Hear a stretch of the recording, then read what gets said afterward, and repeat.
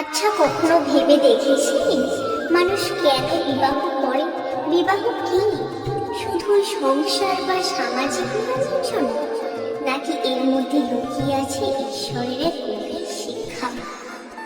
শ্রীকৃষ্ণের মতে বিবাহ মানে শুধু দেহের নয়, দুই আত্মার, দুই কর্তব্য বোধের আর দুই ধর্মপথিকের মিলন। যেখানে প্রেম আছে, ঈশ্বর আছে, আর একে অপরের উন্নতির কামনা আছে, সেটাই সত্য বিবাহ। যেখানে দুজন আত্মা একে অপরের পূর্ণ করে, সেখানেই ঈশ্বরের লীলা, আর সেটাই হলো সংসার।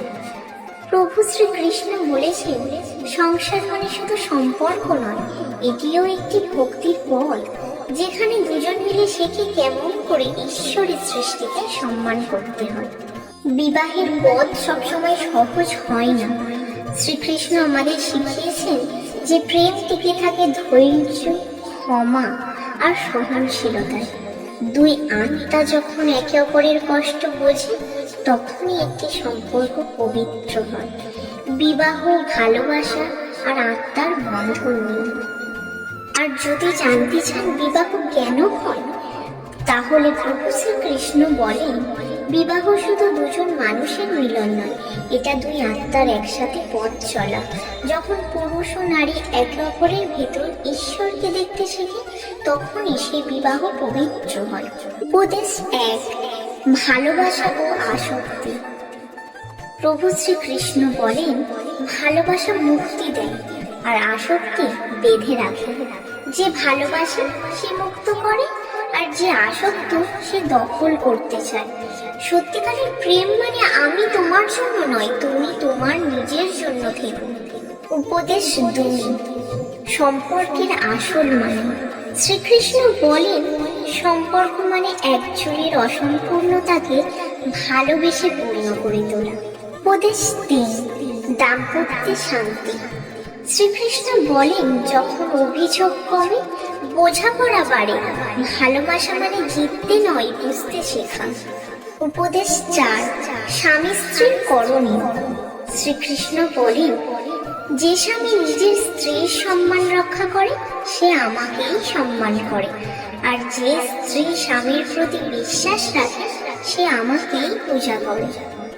উপদেশ 5, ত্যাগের সৌন্দর্য।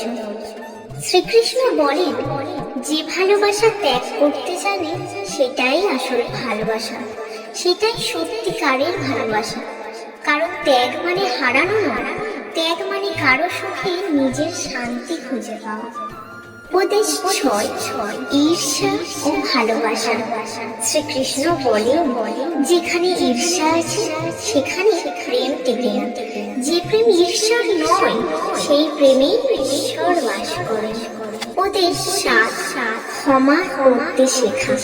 শ্রীকৃষ্ণ বলেন, ভালোবাসা তখনই টিকে থাকে যখন তার মধ্যে ক্ষমা থাকে, একে অপরকে ক্ষমা করার ক্ষমতা থাকে। ক্ষমা মানে দুর্বল হওয়া নয়, ক্ষমা মানে নিজের হৃদয়কে মুক্ত করে। উপদেশ 8, বিশ্বাসের শক্তি। শ্রীকৃষ্ণ বলেন, যে সম্পর্কে বিশ্বাস আছে, সেখানে ভয় থাকে। বিশ্বাস মানে অন্ধভাবে নয়, হৃদয় দিয়ে দেখা। উপদেশ 9, সত্যিকারের সম্পর্ক। প্রভু শ্রীকৃষ্ণ বলেন, যে সম্পর্কে ঈশ্বর আছে, সেই সম্পর্ক কখনো ভাঙে না। কারণ ভালোবাসা তো শরীর নয়, আত্মার বন্ধন হয়ে যায়। ভালোবাসা মানে একে অপরকে ঈশ্বরের মতো শ্রদ্ধা করা। যে সম্পর্ক ভক্তির আলোয় জ্বলে, সেই সম্পর্ক চিরকাল অমর হয়ে থাকে। উপদেশ 10, কাম নয়, প্রেমই হোক ভিত্তি।